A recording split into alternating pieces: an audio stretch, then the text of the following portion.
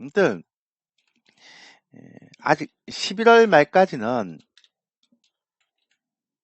어제도 막 뭐 레이 달리오 얘기가 막 나오면서 이제 레이 달리오라고 있죠? 어, 이제 그 분께서 요즘 뭐 이런 것들이 뭐 나오는 거에 뭐 새삼스럽진 않는데 우리 이제 레이 달리오 아저씨가 이제 또 한마디를 했죠. 미국의 국채금 여기서 국채금리라는 거 그러니까 금리가 뭐 4%를 넘었으면 미국 증시가 20% 하락을 할 수 있다. 이렇게 얘기를 하더라고요. 읽어보셨죠? 다 읽어보셨을 겁니다. 근데 그런 얘기를 막 이렇게 하는 전국이죠. 그러니까 지금 흐름이 그런 것 같은데, 오케이, 뭐, 인정? 받아들일 수 있어요. 예, 근데 지금 미국 증시는 국채 금리는 4%안 넘었잖아요. 그죠? 그러니까 아직은 4% 넘어선 게 아니에요. 어제 기준을 보면 뭐 3.449, 10년물 국채 이게 이제 올 때 시장 금리라고 보통 얘기하죠. 이거를. 그러니까 시장 금리하고 연동한다라고 얘기를 하니까 이제 우리 보통 10년물 국채 금리를 시장 금리라고 그럽니다. 여기서 이제 인플레이션 빼면 실질 금리가 되는 거고, 그다음에 정책 금리는 이제 보통 우리가 페드가 지금 올리는 게 정책 금리라고 얘기를 하는 거죠. 근데 시장 금리가 3.44인데 이게 4%가 넘었으면 미국 증시가 20% 추가 하락할 수 있다 이렇게 얘기를 하더라고요. 우리 레이 달리오 아저씨께서 뭐 콜, 뭐 그럴 수 있죠. 예, 좋아요. 뭐 인정. 예. 근데 그게 뭐 어쨌다고. 저는 제가 보는 증시는 지금 이런 거 신경 쓰면 안 된다라고 생각합니다. 이런 거 신경 쓰면, 어, 솔직히 얘기하면 이런 거 여러분들이 지금 신경 쓰고 있잖아요. 그러면 매매 못 합니다. 왜냐하면 제가 볼 때는 연말까지, 그러니까 11월까지 개별주 장세에서 지금 좋은 흐름이 나오고 있잖아요. 근데 이런 종목, 이런 흐름들에 대한 부분들을 왜 지금 놓치나요? 그러니까 계속 해야죠. 어, 그렇게 보시면 되고, 저는, 어, 그러니까 제가 매번 여러분들하고 이제 이게 무방을 할 때마다 시장을 부정적으로 막 얘기를 했잖아요. 저도 물론 부정적이죠, 시장은. 저도 시장은 부정적입니다. 근데 그거는 내년에 부정적이고, 올해는 그냥 박스컷 종목 장세? 요즘 해외 증시 리포트를 보거나 이렇게 보면 좀 과해요. 어, 그러니까 이게 너무 좀 과하다는 생각이 들어요. 예. 제가 매번 시장을 부정적으로 얘기했는데, 뭐 저는 맨날 방송 출연, 제가 매주 목요일에서 매주 화요일로 방송 시간대를 바꿨죠. 맨날 얘기하잖아요. 뭐가? 뭐가 문제인데? 그 시장이 겁을 내야 될 때는 겁을 내지만, 굳이 지금 겁을 내야 될 땐가? 그럼 또 여러분들 막 얘기를 하더라고요. 뭐, 금리가 막, 그러니까 파월 의장의 잭슨 홀 연설이 살벌하지 않습니까? 살벌하죠. 어떻게 나왔는지 보면, 잭슨 홀 연설 보면 굉장히 살벌하죠, 뭐. 예. 제가 지난번에 했잖아요. 아사 번스의 얘기까지 가면서 자기는 폴, 폴 볼커처럼 멍청한 그런 의장이 되지 않겠다라는 코멘트도 막 하고요. 간접적이지만. 그런 막 얘기를 해요. 그리고, 함부로 조기에 금리를 인상을 멈추는 것들에 대해서, 함부로 예단하지 마라. 그거는 역사적으로 안 좋은 결과가 났다. 이런 얘기를 하고 있죠. 그 다음에 소비자 물가지수, 포죠 뭐. 헤드라인하고 근원 소비자 물가. 헤드라인은 떨어졌죠. 근데 이 헤드라인이 중요한 게 아니고 이게 이 헤드라인은 근원이라고 얘기하는 거하고 헤드라인하고 얘기하는 게 좀 차이가 있는데요. 그 요걸 봐야 되죠. 그러니까 연준은 이걸 많이 이제 선호하는 형태니까 이걸 봐야죠. 그죠? 그래서 헤드라인이 그러니까 근원이 핵심이 안 꺾여요. 핵심. 이거 코어라고 얘기하는데 이게 지금 예상치보다 올라갔잖아요. 그러니까 에너지 가격이라든지 식품 가격이라든지 이런 거는 변동성이 크다고 생각하고 사람들이 이제 안 하는 거죠. 그래서 이것도 올라갔죠. 그러니까 이러다 보니까 9월 달에 뭐 원빈 얘기 나오잖아요. 100pp까지 올릴 수 있다. 막 그러면서 막 공포가 막 엄청 많이 주고 있더라고요. 제가 그 보면서 느꼈죠. 그러니까 저는 개인적으로 뭐 그러면 대표님은 시장에 대해서 공포를 느끼지 않습니까? 왜 지금은 안 느낍니다. 왜 공포를 느껴요?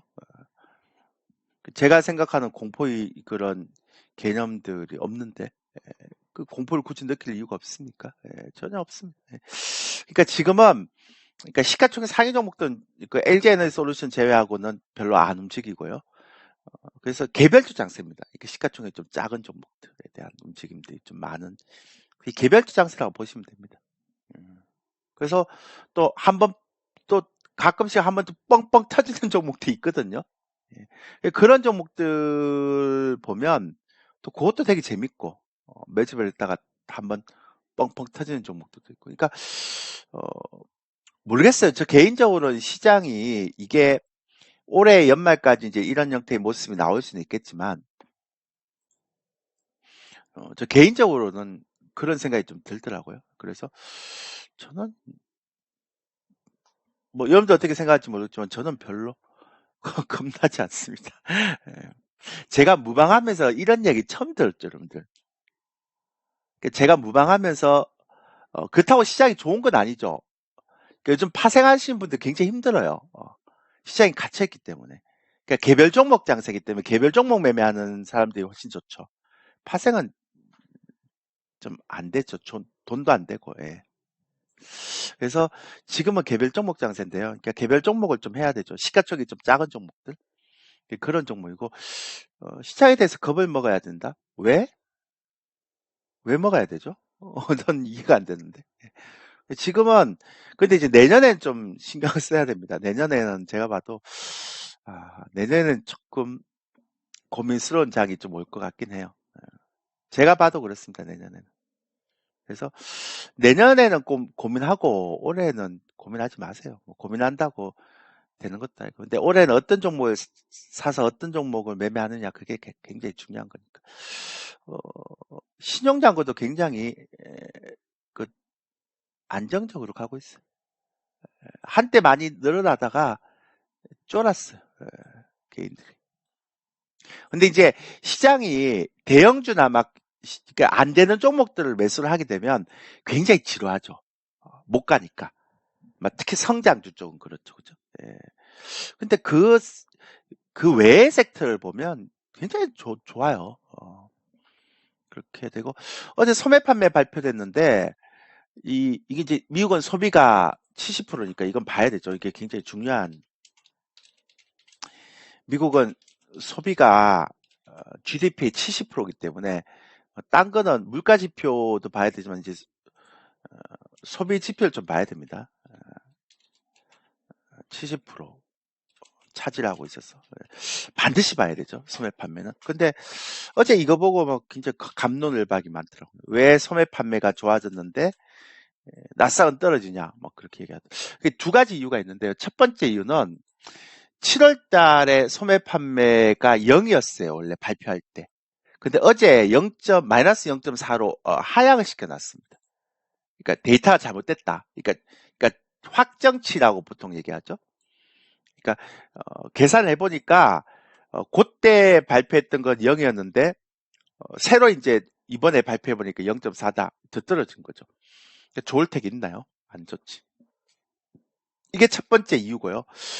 두 번째는 어제 0.3이 이제 예상치 0.1이었는데 0.3이 올라갔어요. 근데 요거를 자동차를 제외를 해보니까 마이너스 0.32 되는 거예요. 그러니까 자동차를 제외하고 소매 판매를 보니까 0.3이 증가된 게 아니고 마이너스 0.3이 되는 거죠. 그러니까 요즘은 어떤 지표가 나오면 그 지표를 그대로 보면 안 돼요. 그러니까 그거를 이제 옛날에는 이렇게 지표를 보면 그 지표를 액면으로 봤는데 요즘은 그 물가도 보면 어 그러니까 제가 말씀드렸잖아요. 헤드라인은 꺾이는데 핵심 근원이라고 얘기하죠. 그러니까 코어는 다시 올라가고 있고 막 이런 형태에 있기 때문에 그래서 그 지표가 나오면 그 지표를 꼼꼼히 이렇게 따져서 봐야 된단 말이에요. 그래서 물가나 소매 판매는 확실히 안 좋아요. 어제 좋은 게 아니에요. 또 어제 뭐 0.3이 올라갔는데 왜 좋다고 안 좋다고 그럽니까, 대표님? 안 좋아요. 그러니까 따져보면 좋지 않아요. 근데 그러면 시장이 안 좋게 얘기를 하죠. 시장은 나쁘지 않아요. 어제 올 때. 그러니까 올라가지 못할 뿐이지 요 정도로 박스권에 딱 묶어 놓으면 종목들 개별 종목들 괜찮아요. 예, 그럴 수 있어요. 예. 그러니까 걱정하지 말란 말이죠. 제가 얘기할 때까지. 그 우리 회원들한테도 그랬어요. 제가 얘기할 때까지는 걱정하지 마라. 제가 알아서 이제 팔아야 될 것 같으면 다 팔겠다 얘기해 주겠다. 그죠?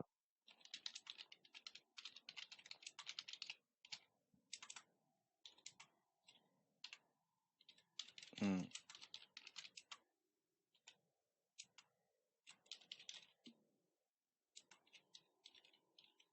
잠깐만요.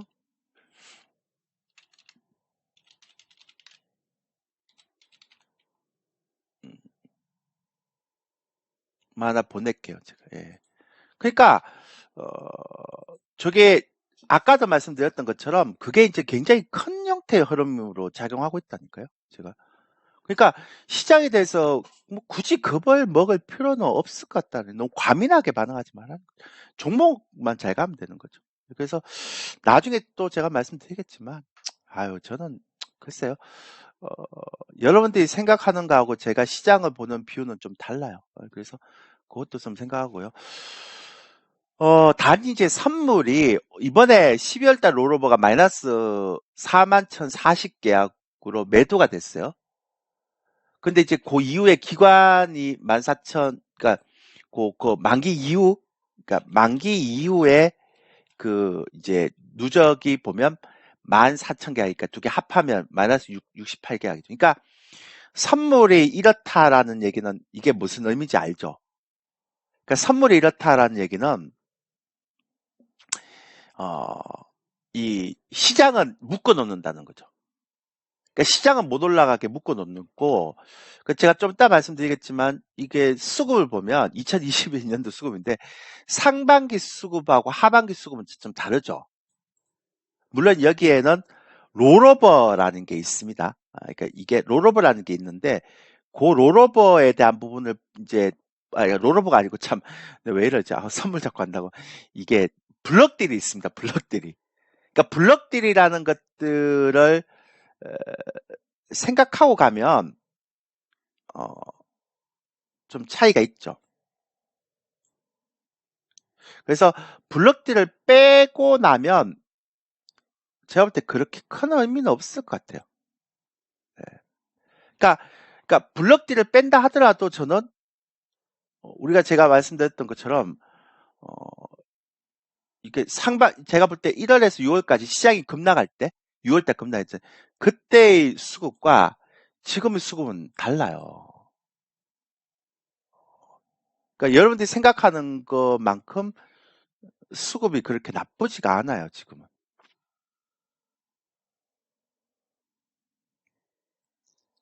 그래서 계속 말씀드리는 거예요. 그 얘기를. 그래서 저는 개인적으로 여러분들이 좀 이런 지금 시장에 대해서 겁을 안 먹었으면 좋겠어요. 그렇게 겁을 먹고 들어갈 시장이 아니라는 것. 그것만 하나 보시면 되고요. 오늘 저희가 이제 이게 저희가 이제 그거 저희가 요 종목도 오늘도 한 10포인트니까 시장은 떨어지죠. 예. 오늘 지금 SM이 굉장히 좋은 공시가 하나 났죠. 이스만의 라이크기에 그동안 굉장히 이렇게 핸디캡으로 작용하고 있었던 게 이스만 대표의 라이크 기획인데요. 오늘 이게 이스만 회장이 계약을 종료하겠다고 얘기를 했다 그러네요. 그래서 오늘 지금 시초가가 어떻게 나오는지 모르겠지만 아직 안 나오네요. 예. 근데 예. 그 원래는 이제 SM은 이스만 회장의 리스크가 가장 큰 거잖아요. 라이크 기획에 매년 이제 돈을 빼가니까. 그죠? 이게 이제 가장 큰, 어, 이게, 사실은 이게 가장 큰, 리스크 요인이었죠. 근데 이거를 이스만 회장이 계약을 종료하겠다라고 얘기를 했다 그러네요. 먼저 하자라고 얘기를 했다 그러네요. 그래서, 그러면서, 지금 예상가가 이게 얼마예요? 15% 가는 거죠. 맞나요? 예상가 얼마 되는지 모르는데. 16% 올라가잖아요, 지금. 그래서 어제까지만 하더라도 이게 주봉이 음봉이었는데, 지금 뜨면서 이게 양봉이 돼버렸어요. 예. 그 다음 일봉도 뭐 갭으로 급하게 떠버렸죠, 이게. 예. 그렇죠. 예. 참고로 제가 자랑 한번 할까요? 우리 회원들 여기서 샀습니다. 오늘 팔지 어쩔지 제가 고민을 좀 해볼게요. 예. 여기서 다 매집해 놨습니다, 저희. 예. 지금 매도 사인을 낼까 고민 중입니다. 예. 어쨌든 그래서 요런 종목들도 많아서 시장에 대해서 여러분들 겁먹지 말고 그냥 제가 볼 때는 종목 매매하면서 가시면 돼요. 예. 그게 중요하지 않지 않습니까? 예. 제가 볼 때는 전혀 중요한 것 같지는 않아요.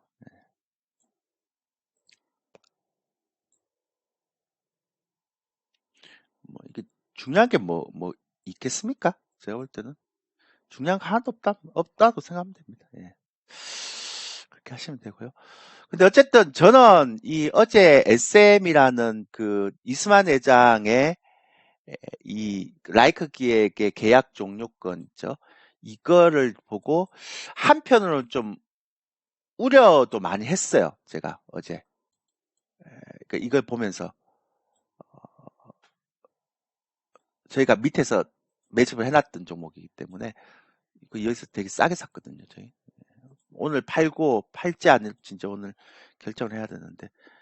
근데 어쨌든 그 우려가 사실 있었던 측면도 있죠. 개인적으로는.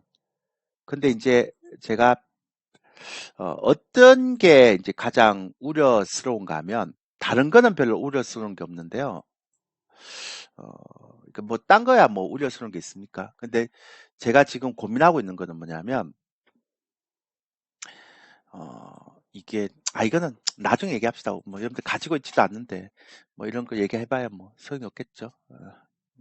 그 우리 회원들한테 나중에 좀 설명드리면 될 것 같고. 예. 아이고 저희가 비중을 좀 많이 실었거든요. 이 종목을. 그래갖고 좀 매집을 해서 기다리고 있었기 때문에 오늘 이렇게 탁 뜨고 제가 이게 굉장히 이게 아끼는 종목 중에 하나라서. 예. 근데 이제 오늘 팔지 안 팔지 고민을 좀 해봐야 될 것 같습니다. 예, 됐고요. 근데 어쨌든 그게 중요한 게 아니라 그냥 여러분들이 생각할 때 이 상반기하고 하반기하고 달라요. 그러니까 수급이 일단 다르잖아요. 그런데 이제 이거에 대한 부분들을 왜 제가 그 얘기를 드린가부터 먼저 설명을 드릴게요. 그 얘기를 드려야 여러분들이 좀 이해가 됐을 거니까. 요게 그 월별 수출 증가율에 대한 부분이에요. 그러니까 월별 수출 증가율과 관련해서 이게 월별 수출 증가율에 대해서 외국인들이 수급을 얘기를 했었던 부분이죠. 이걸 이제 서로 접목을 시켰던 부분이죠. 그러니까 월별 수출 증가율하고 외국인들의 그런 어떤 수급하고 이렇게 지금 접목을 시킨 게 이거예요. 이게. 뭔 얘기인지 이해되시죠? 근데 왜 제가 이 얘기를 여러분들한테 말씀드리는가 하면, 한번 보세요, 여러분들. 그, 그, 얘가 작년에요. 작년에 5월 달에 그러니까 수출 증가율입니다. 그러니까 이걸 뭐냐면, 어, 이게 경상수지도 있고요. 무역수지도 있거든요. 근데 저는 이게 무역수지나 경상수지를 안 봅니다. 일단 그것부터 설명해야 되겠네. 그러니까 여러분들이 일단 무역수지는 제가 안 봅니다. 왜 안 보는가 하면 여기 무역수지에는 환율하고 그 다음에 원자재 가격, 그러니까 유가가 포함되어 있기 때문에 그러니까 이 무역수지를 보면 에러가 납니다. 지금은. 그러니까 저는 이게 무역수지를 이제 안 보는 거죠. 기본적으로. 그 다음 두 번째 제가 안 보는 이유는 뭐냐면 경상수지를 안 봅니다. 그러니까 대표님 경상수지는 왜 안 보세요? 무역수지는 오케이. 뭐 그러니까 안 볼 수 있어. 근데 왜 경상수지는 왜 안 보세요? 라고 얘기하시는 분이 있어요. 경상수지 왜 안 보느냐? 경상수지는 그 미국의 주식 투자를 하는 금액이 이제 너무 많아졌습니다. 이렇게. 그죠? 그러면 이렇게 되면 이 경상수지 오차가 발생됩니다. 그래서 예전처럼 무역수지나 경상수지를 보는 형태의 흐름으로 가면 안 됩니다. 그래서 제가 볼 때는 저는 무역수지나 경상수지를 보지 않습니다. 그러면 어떤 걸 보느냐? 그러니까 그러니까 수입은 볼 필요 없고요. 수출 증가율을 보거든요. 그러니까 수출 증가가 얼마나 됐는지 전달 대비해서.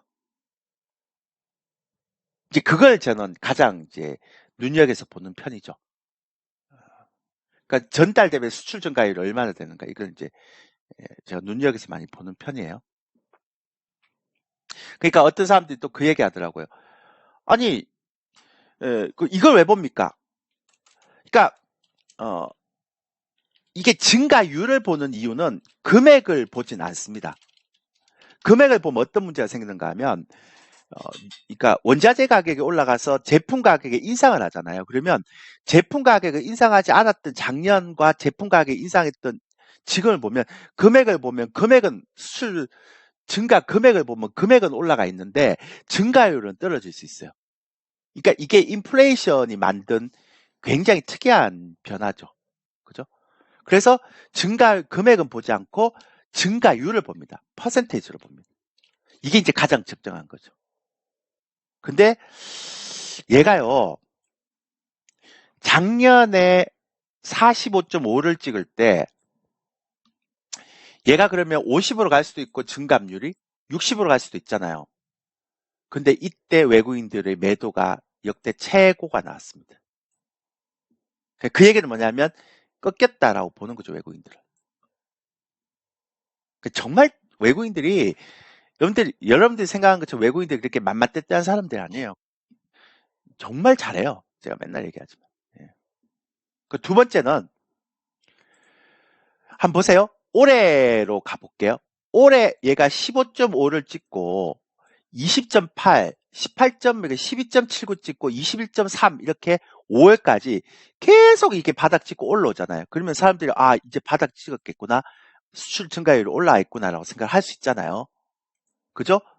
근데 요 구간에 수출 증가율 요 구간에 외국인들이 어떻게 수급을 보였는가 하면 이렇게 보였어요. 16조를 팔아버렸어요. 그러니까 수출 증가율은 바닥을 찍었다라고 생각하는 요 형태에서 외국인들은 매도를 엄청나게 해버리는 거죠. 보세요. 여기서 올해 1월달. 근데 진짜 아이러니한 거는 뭔지 아세요? 정말 아이러니한 게 하나 있는데 올해 5.4를 찍었거든요. 역대 최저치. 그러면 역대 최저치를 찍었던 요 날이 7월달 수출 증가율이에요. 요게 8월달 수출 증가율이고. 근데 요때는 15 찍고 12 찍고 이렇게 올라가다가 이렇게 올라갈 때는 엄청나게 팔아버렸죠. 그러니까 이 15하고 12보다 더 떨어지는 5까지 떨어져 버렸는데, 잘 보세요. 5를 막상 찍으니까, 7월달에 5를 찍으니까 외국인들이 그때부터 시작해서 7월달에 수출 증가율이 역대 최저치를 찍었잖아. 6월달에 그러고 나서 7월달부터 외국인들이 사요. 되게 아이러니하지 않나요? 그러니까 막 이렇게 잘 갈 때는 팔고, 그 다음에 올해 이게 15 찍고 막 12 찍고 이렇게 막 20까지 올라갔다가 막 바닥인 것처럼 보일 때는 또 한 6조를 팔더니만 외국인들이 오히려 5.4를 역대 최저를 찍고 여기서 막 됐던 외국인들이 오히려 사요. 이렇게. 뭐 그렇게 크게는 안 사지만 사잖아요.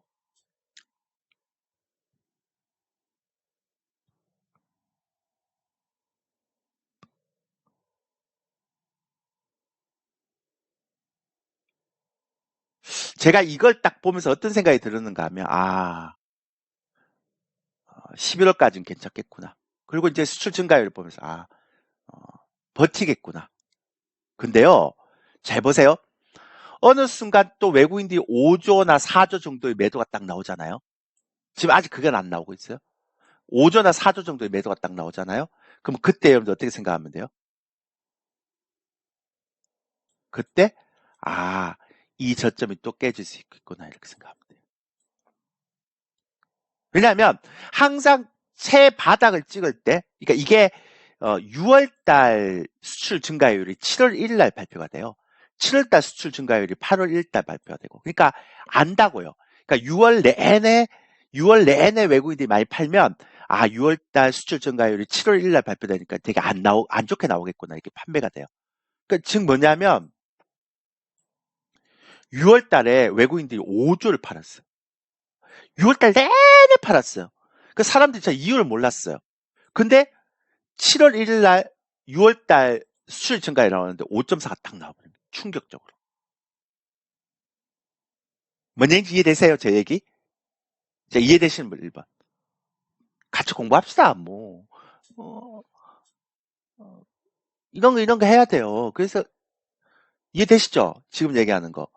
근데 7월 달에 다들 뭐 대답을 안 하시네.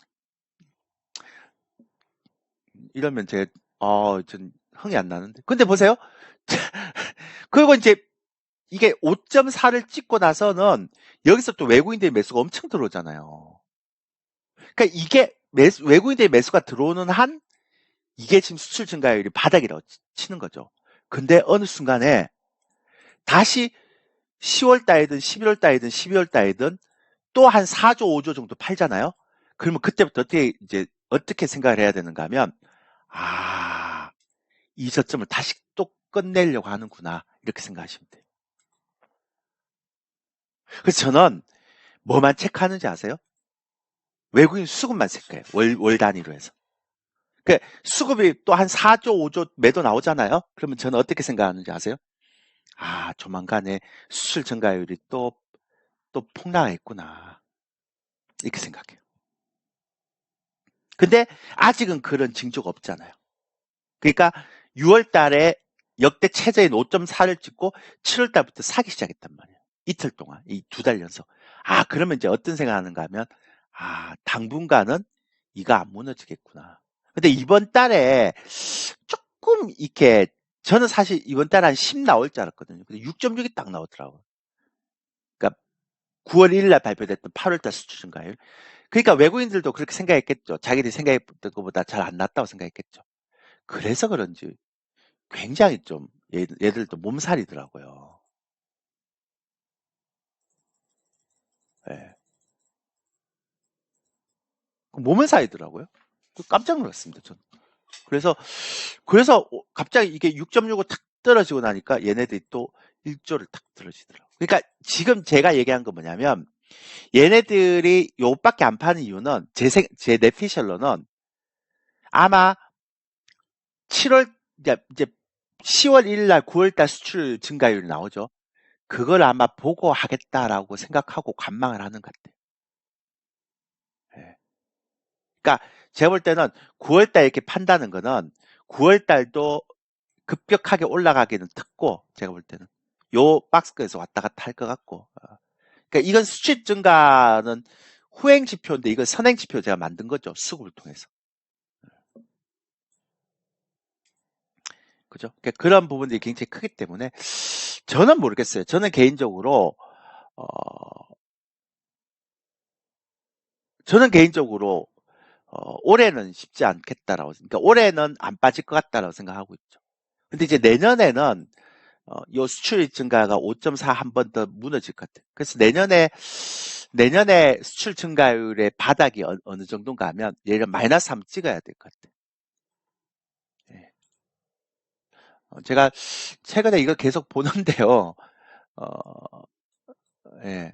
국채금리가 10년물하고 2년물하고는 0.4까지 벌어졌거든요. 근데 10년물하고 3년물은 잘 안 벌어져요. 그러니까 제가 볼 때 내년에 경기 침체 와도 저는 헤비한 경기 침체는 아니고 라이트한 그러니까 여기서 헤비하다는 거는 굉장히 무거운 심각한 경기 침체가 나오는 것보다는 그러니까 라이트한 경기 침체가 나올 것 같다. 그래서 아마 수출입하고 이렇게 지금 이게 바닥을 찍고 이게 월별 수출 증가율이거든요.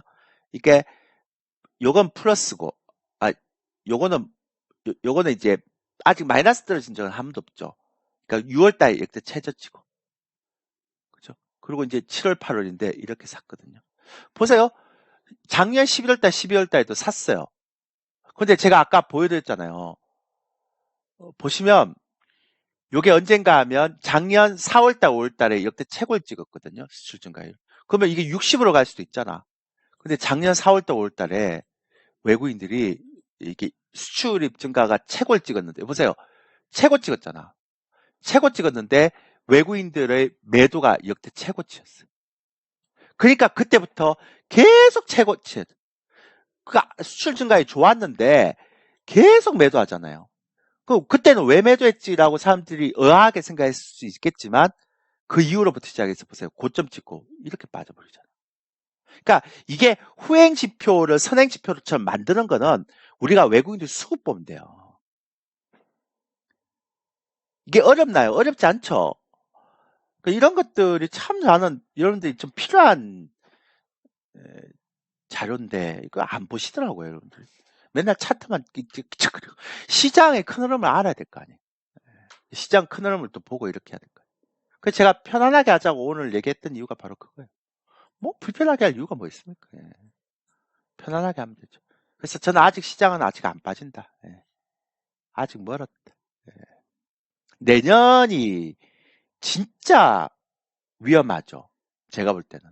올해는 위험하진 않아요. 그러니까 내년은 정말 위험해요.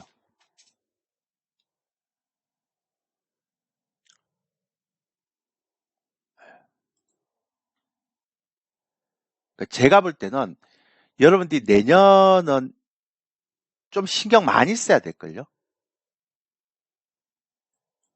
예. 제 예상이 맞다면 내년엔 여러분들 신경 많이 써야 될 겁니다. 예. 저는 내년에는 이거 수출 증가율 마이너스 떨어질 때 있다고 생각하거든요. 진짜로. 근데 올해는 괜찮은데 내년은 정말로 조심을 해야 되는 한 해죠. 예. 제 말 믿든 안 믿든 여러분들 자유다. 근데 이 저점이 깨지는 시그널은 언제 나오냐? 그거는 이게 수급을 보면 얘가 뭐 9월이든 10월이든 11월, 이제 9월은 아직 그런 형태는 아니고요. 10월이든 11월이든 12월이든 4조 이상 매도가 나오면 그때부터는 되게 조심해야 돼요. 이해됐죠? 그러니까 아직은 그게 아니잖아요. 그러니까 이 바닥 찍고 수출 증가율을 바닥 찍고 수급을 보면 얘네들도 당장 무너질 것 같지 않다라고 생각하는 것 같아. 제 느낌에. 그래서 그렇게 우리가 접근해서 가시면 되지 않을까라는 생각을 해보게 됩니다.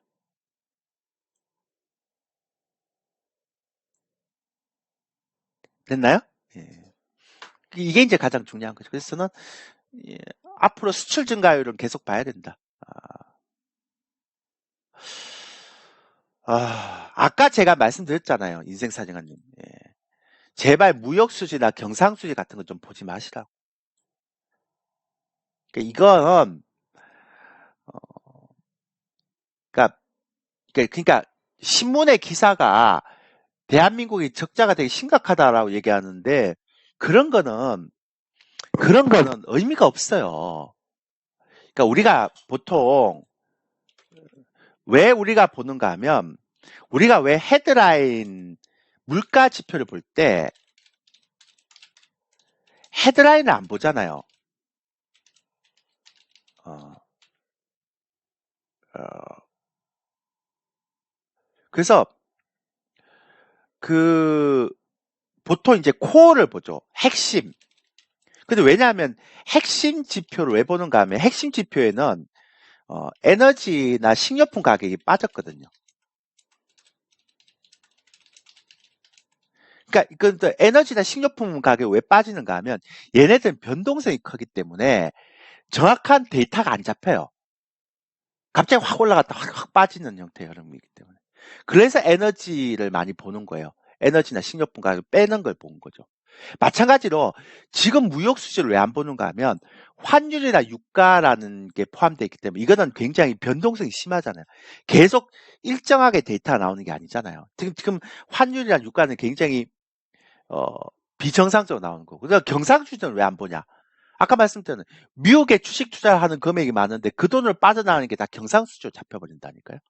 옛날에는 그러니까 사학개미라는 게 별로 없었는데 요즘 연기금도 그렇고 국내 잘 투자 안 하잖아요. 외국에 투자하니까. 그러니까 이런 것들이 있어서 그러니까 제가 아까 말씀드렸잖아요. 데이터에 볼 때 그 데이터를 정확하게 뽑아서 봐야 된다는 거죠. 제가 예를 들어 볼까요? 또 하나. 이거 나 이런 거 정말 하기 싫은데 이런 얘기 정말 하기 싫거든요. 왜 하기 싫은가 하면 그러니까 펀더멘탈을 여러분들한테 가르쳐 주는 건 좋은데 요즘 펀더멘탈 이렇게 막 얘기하는 게 되게 싫어요. 그런 펀더멘탈 볼 시장이 아니란 말이에요. 지금은 제가 맨날 얘기하지만 지금은 종목 장세인데 왜 시장에 대해서 그렇게 겁을 먹어요. 종목을 잘 매매해야지. 이거 보기 싫어하는데. 근데 막 어제 보고 막 그러더라고요. 막 아까도 신문에 막 무역수지 마이너스 적자가 심하다 그러는데 기자들 공부 좀 해야 되는데 기자들이 공부를 너무 안 하고 그 신문을 쓰니까 자꾸 기사를 그러니까 최근에 제가 화요일 날 매일 하는데 기자가 나와서 업종을 막 이렇게 얘기를 해주더라고요. 근데 그때마다 제가 막 이제 대놓고는 아니지만 그걸 막 반박시키거든요. 그러니까 경제부 기자들이 경제를 볼 때 막 이렇게 하는 걸 보면 그냥 겉으로 나오는 현상만 가지고 막 분석을 해요. 근데 그러면 안 돼요, 저는. 예, 그렇게 하면 안 된다고요. 요즘은 변수가 너무 많으니까 예를 들어서 이제 그거죠. 어제 보면 어제 소매 판매가 나왔는데 소매 판매를 그냥 보면 안 된단 말이에요. 그러니까 이게 지난달에 0%대인데 이게 마이너스 0.4% 조정됐어요. 그러니까 확정치를 하면서 그러니까 8월 달에 확정치를 얘기하면서 지난달에 그 0으로 발표했던 게 맞는지 틀린지를 다시 재조정을 해요. 근데 지난번에 0으로 발표했다가 지금 0.4가 됐잖아요. 그리고 이번에도 소비가 0.3이 증가됐거든요. 근데 자동차를 제외하면 자동차가 굉장히 이렇게 단가가 세요. 한 대 사면. 보통 한 전기차 같은 거는 3천, 4천 되잖아요. 그러니까 그걸 빼면 마이너스 0.3이에요. 그러니까 그러니까 사람들이 이런 얘기 하잖아요. 아니, 대표님, 어제 소매 판매가 플러스 0.3으로 올라갔는데 왜 시장이 떨어집니까? 이런 것들을 분석을 안 했으니까. 그냥, 소매 판매가 올라갔는데 예상치가 0.1인데 0.3 올라갔는데 왜 떨어져요? 그러니까 펀더멘탈 공부를 제대로 안 하니까 그냥 여기다 붙여버리고 저기다 붙여버리고 막 그렇게 되는 거죠. 저는 그걸 되게 싫어하거든요. 그렇게 공부를 하면 경제 공부, 지금의 그런 변수에서 경제 공부는 안 된다는 거죠. 근데 제가 이런 얘기를 해봐야 소용이 없어요. 왜? 돈이 안 돼. 여러분들, 내가 교수도 아니고. 종목 장세에서는 종목 얘기를 해야지 뭐 시장 얘기를 합니까? 단 시장 얘기는 당분간 안 빠진다. 근데 내년 조심하자. 뭐 이런 얘기만 하면 되지 않습니까? 네, 그죠? 그리고 또 하나 CPI 나왔거든요. 그러니까 여기서 이제 그 헤드라인은 예상치보다 떨어졌는데 실제치가 그러니까 코어가 올라갔어요. 핵심이. 그러니까 에너지나 식품 가격 뺀 것들이 올라갔어요. 근데 뭐가 많이 올라갔는가 하면 어, 그 식자재 가격 있죠. 그러니까 외식 가격 그런 것들이 또 올라갔고 그다음에 렌트비가 올라갔어요. 그러니까 미국은 집을 사는 게 아니고 다 렌트를 하잖아요. 임대를 하잖아요. 그러니까 그게 올라갔는데 그래서 막 이것 때문에 막 페드가 막 뭐 10포인트 올라가 뭐 100포인트 올라갈 것 뭐 얘기 뭐 100포인트에 대한 부분들을 뭐 인상할 것이다 뭐 그런 얘기를 되게 많이 하잖아요. 솔직히 얘기하면. 근데 저는 그거를 딱 보면서 어떤 생각이 그러니까 솔직히 어떤 생각이 들었는가 하면 물론 이제 금리는 올리겠지만 파월도 그렇게 생각할까? 그러니까 이 자료를 보면서 어 그러니까 물론 이제 세게 얘기했던 거는 기대 인플레이션을 잡으려고 사람들이 이제 미래에 인플레이션이 더 많이 올라갈 것이다라는 기대 인플레이션이 올라가 버리면 안 되니까 기대 인플레이션 잡으려고 그럴 수는 있겠지만 근데 과연 어제 발표됐던 이것도 제가 시장 얘기를 하면 그래도 요즘 제가 방송 출연했을 때 시장 얘기 안 하고 업종 분석을 자꾸 하기 때문에 제가 시장 얘기 안 한다 그랬어요. PD한테. 아우 그냥 시장 얘기는 한 달에 한 번 하는 공방에서만 하고 하기 싫다고 막 그랬거든요. 근데 보세요. 근데 어제 발표됐던, 그러니까 그저께 발표됐던 핵심에서 뭐 가장 큰 문제가 뭐냐면 요거 두 가지거든요. 뭐, 그, 그러니까 외식비가 올라가면서 그 외식비가 왜 올라가느냐? 그 자재값이 올라가는 거. 그러니까 원재료 값이. 그러니까 그 올라가서 외식비 올라가는 거잖아요. 그러니까 외식비가 올라가고 렌트비가 올라가서 이제 이게 올라간 거예요. 근데 보세요. 외식비는 왜 올라가는가 하면 이게 뭔가 음식을 만들려면 식자재를 이렇게 이제 재고를 쌓아줘야 되잖아요. 막, 그러니까 원래는 재고 안 쌓아두는데 지금 막 이게 인플레이션 있으니까 막 식당에서 재고를 막 쌓아주잖아요. 그죠? 그러니까 그래서 지금 그 예전에 비싸게 구매한 식자재를 이제 반영시킨 거잖아요. 그러니까 당연히 외식비는 올라갈 수밖에 없죠. 그러니까 이 재고가 소진될 때까지는. 근데 지금 농산물 가격 추이 보셨어요? 계속 하락합니다. 그러면 언젠가는 얘네들이 이제 재고했던 거 다 팔리면 싼 가격에 농산물 구입할 거 아니에요. 농산물이나 축산물을 구입할 거 아니에요. 그죠? 그러면 요때부터 시작해서 외식비는 줄어들죠. 그러니까 지금 나오는 거는 예전에 샀던 비싼 외식 식자재를 반영시킨 거고 그 다음에 렌트비도 보면 렌트비의 기본은 뭡니까? 주택가격이잖아요. 그 주택가격이 지금 하락하고 있죠. 맞죠? 근데 렌트를 할 때 여러분 우리 월세 그러니까 연세 개념이니까 지금 그러니까 렌트는 예전에 이제 계약을 했던 주택 가격이 많이 올라갔던 해에 계약을 했던 그 계약자들이 많죠. 근데 지금 주택 가격이 내려가고 있으면 결국 무슨 얘기입니까? 앞으로 신규 계약하는 형태는 렌트비 계약이 계속 하락할 수 있죠.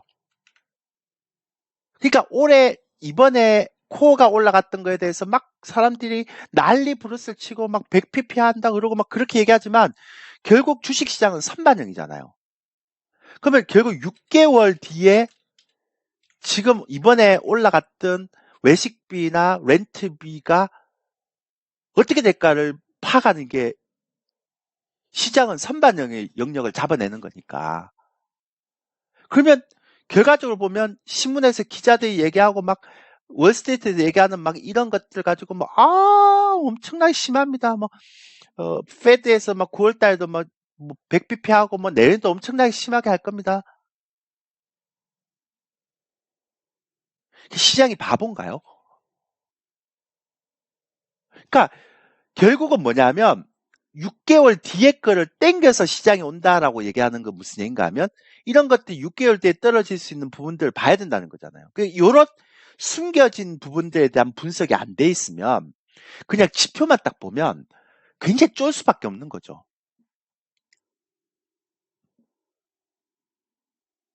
자, 요거 이해되시면 7번 솔직하게 한번.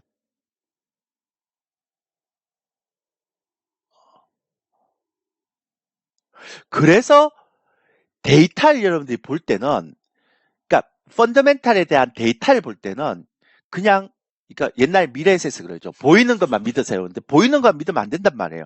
그거를 해석하고 분석하고 감춰진 것들을 읽어내는 부분이 필요한 거죠. 근데 그걸 잘 못하시는 분들은 막 그거에 대해서 막 또 방송 나와서 또 막 갖다 붙이는 거죠. 어제 소매 판매가 왜 좋아졌는데 왜 시장이 왜 떨어집니까? 뭐 그러니까 무역 수지가 계속 적자니까 시장이 안 좋은 거 아니겠습니까? 막 그러니까 붙이는 거예요. 그럼 보면 안타까워요. 그래서 제가 그걸 가지고 또 방송 나와서 얘기할 수는 없잖아요. 그래서 제가 PD한테 그랬어요. 이제 시장 얘기 안 하겠습니다. 업종 얘기만 하겠습니다. 그러니까 이거 공부를 할 때는 좀 제대로 해야 되는데 모르겠어요. 근데 저는 이런 얘기를 무방에서는 해드리는데 할 게 없잖아. 무방에서 이런 얘기 안 하면 뭐예요? 한 3시 30분까지 뜯을 게 없는데 지금 장에는 이런 게 전혀 필요가 없어요. 대표님 말이 너무 심한 게 아닙니까? 말이 심한 게 아니고 필요가 없다니까요. 지금 장에는. 문제가 심하게 할 이유가 뭐 있어요? 지금 종목 장세에서 무슨 이런 게 뭐 필요해요? 단 이제 이렇게 해석을 좀 해라라는 게 장면 중요한 거죠. 이렇게 해석하면 괜찮다라고 얘기하는 게 중요한 거예요. 그래서 그러니까 수출 증가율을 보는 게 좋은 겁니다. 이거 유튜브에 올려야 되겠다. 오늘 강의 너무 좋네. 예. 그래서 제가 말씀드리는 거예요. 됐죠? 그래서 제발 부탁인데 11월 달까지는 시장에 대해서 겁먹지 마라. 겁먹을 필요 없다. 제발 좀 부탁인데 좀 종목에 집중해라. 이 얘기를 하는 거죠. 근데 이제 12월부터 내년 상반 1분기는 조심해야 됩니다. 그때쯤 되면 개별 종목 장세가 지금 좋은 개별 종목 장세가 다 끝날 것 같아요. 내년에 조심해야 돼요. 그럼 내년에는 제 예상에는 아마 대한민국의 수출 증가율도 이걸 깨고 마이너스로 한번 찍어야 진바닥이 잡히지 않을까. 그 생각이 들고 있고요. 하여튼 대충 그렇습니다. 제가 보는 시장의 뷰는. 그러니까 그렇게 될 것 같고요. 그 다음에 그럼 내년 시장 어떻습니까? 안 좋죠. 뭐 마이라고 합니까? 안 좋은데 그러면 어떻게 안 좋습니까? 생각보다 안 좋겠죠. 근데 헤비한 경기 침체가 나오지 않고 약간 라이트한 경기 침체가 나온다면 제가 볼 때는 대한민국 주식장은 그렇게 많이 안 빠질 것 같다. 내년에 한 2100선? 예. 여기가 바닥일 것 같아요. 근데 미국 시장은 좀 달라요. 미국은 약간 거품이 있어서 제가 왜냐면 성장주의 기반에 돼 있는 거품이 있어서 그래서 3분기 미국 실적 발표 날 때 실적 발표 안 되면 여기 이제 굵직굵직한 기업들이 11월 달 하잖아요. 요때부터 이제 긴장을 좀 바짝 하고 있어야 되는 거죠. 그렇게 그러니까 시장 겁먹지 말라고 제가 맨날 지금 시장 신경 쓸 때가 아니에요. 제가 맨날 얘기하지만 지금은 종목 신경 쓸 때입니다. 종목. 시장은 신경 쓰지 마십시오. 라고 하시면 되죠. 내년에도 아마 가는 종목만 상승할 겁니다. 가는 제가 성장주는 하지 마라. 제발. 답 안 나온다. 내년에도. 네, 그렇게 보는 거죠. 그러니까 성장주를 안 했으면 좋겠다라는 게 제 생각입니다. 가급적이면 성장주는 좀 피해 주시는 게 어떨까라고 생각합니다. 저는 개인적으로 그렇습니다. 성장주는 좀 피해 주자. 삼성전자 이런 거는 하지 마세요. 제가 보여드렸나요?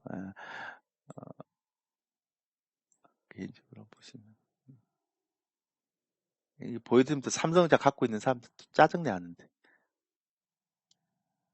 보여드릴 때마다 죄송해서. 없어. 안 나오려 그래. 아, 수급자를 너무나 많이 있기 좀. 자료가 너무 많아요. 이건가?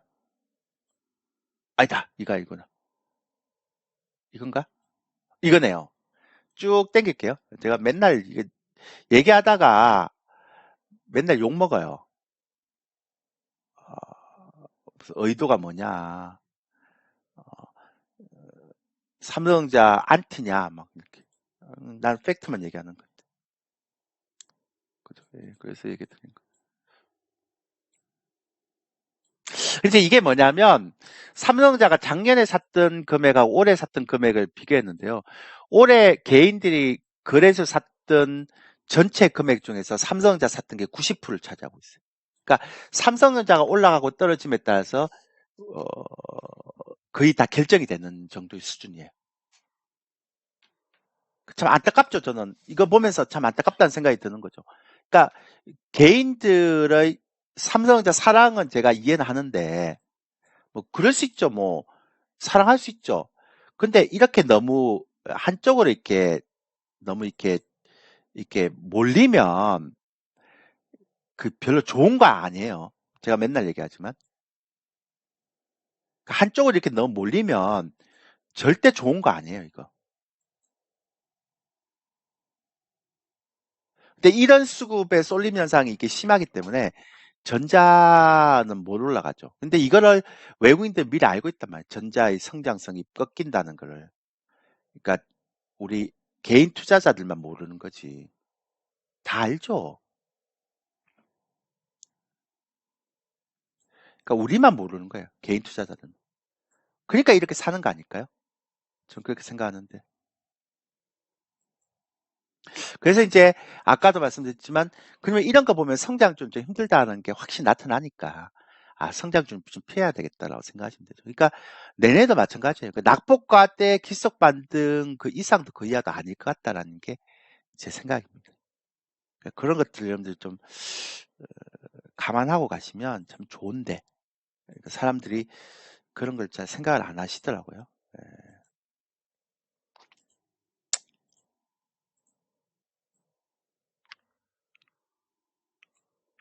그래서 저는 개인적으로 전자는 하지 마라.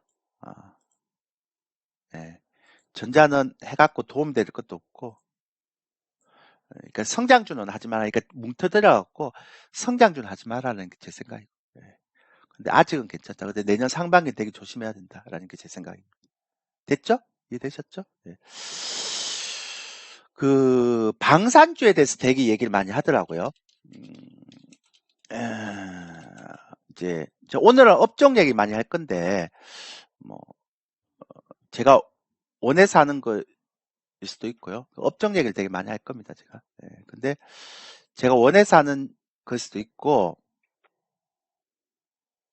뭐 그렇지 않은 걸 수도 있는데, 그러면 어쨌든 제가 원해서 하든 안 하든 제가 업종 분석은 좀 해야 될 것 같아서 그냥 해드리는 거라고 생각하시면 됩니다. 그렇게 생각하시고 가시면 돼요. 방산주는 제가 고민이 하나 있어요. 그러니까 딴 거보다는 딴 고민보다는 방산주에 대한 고민이 어떤 게 고민인가 하면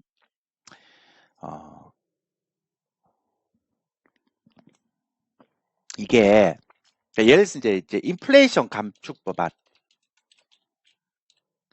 이제 이런 건 이제 보통 친환경 법안이라고 그러잖아요.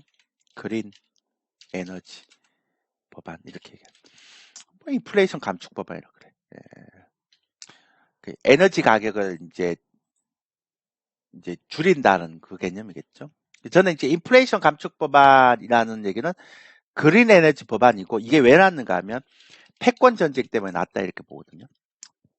러시아나 중국을 견제하기 위한 그런 부분이라고 생각하는데 근데 제가 이제 이거는 앞으로 계속 한 수십 년 동안 진행이 되죠. 그죠? 그러니까 이거는 큰 물질이거든요. 그죠? 그러니까 이런 것들은 우리가 함부로 버리면 안 되죠. 큰 물질기는 큰 물질기대로 인정을 해줘야 되죠. 근데 방산주는 한번 생각해 보세요. 왜 방산주가 왜 올라갈까? 라고 보면 일단은 가장 중요한 건 나토 관련이잖아요. 이거는 어떻게 얘기하면 경제적인 부분도 좀 영향을 미쳤다고 볼 수 있지만 어떻게 보면 경제적인 이유보다는 약간 정치적인 이유가 더 많죠. 그죠? 그 다음에 만약에 러시아하고 우크라이나하고 전쟁이 만약에 끝나면 이슈가 죽죠. 그죠? 그러니까 지금 실적이 굉장히 좋아져갖고 가파르게 쫙 왜냐면 한국의 방산주들이 가성비가 좋거든요. 왜냐면 한국은 항상 이렇게 항상 전시 관계이기 때문에 어떤 걸 주문을 하면 바로바로 만들어요. 그리고 주문자 방식이라고 해서, 그러니까 다른 쪽은 전시사항이 아니잖아요. 그러니까 휴전선을 맞두고 막 이렇게 있는 게 아니기 때문에 자기의 그 스탠다드한 모델을 잘 안 바꿔요. 틀 자체를 주물처럼. 그러니까 우리는 항상 전시 상태이기 때문에 그러니까 누가 얘기하면 바로만 바꿔줘요. 그게 맞게끔. 그리고 공기도 되게 짧아요. 항상 생산을 내니까. 전시사항, 그러니까 그 휴전사항이니까. 그러니까 바로바로 갖고 간단 말이에요. 근데 제가 지금 우려하는 거는 전쟁이 끝나면 이슈 죽어버려요. 그런데 그 이슈 때문에 너무 많이 올라갔잖아요. 그러니까 미래의 그런 어떤 재워놓는 거죠. 그러니까 마치 코로나가 있으면 마스크를 재워놓는 것처럼. 그래서 지금 실적은 미래의 실적을 좀 땡겨온 느낌이죠. 그래서 저는 방산주는 전쟁이 지속되는 한, 추세가 되는 한 끝까지 끌고 가는 게 맞겠지만, 뭐 그게 기본이겠지만, 제 개인적으로는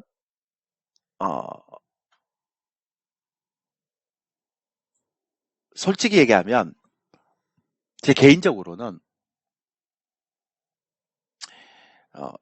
미래의 실적을 땡겨온 느낌이기 때문에 이거는 만약에 어떤 돌발적인 정치적인 이유, 그러니까 전쟁이 끝나거나 뭐 이런 상황이 와버리면 이게 모멘텀이 갑자기 죽을 수도 있죠. 그래서 저는 이런 건 정말 신경을 많이 쓰고 봐야 된다고 생각하는 사람 중에 하나입니다. 그러니까 차라리 인플레이션 감축 법안이라든지 아니면 2차 전지 이런 거는 미래의 부분이기 때문에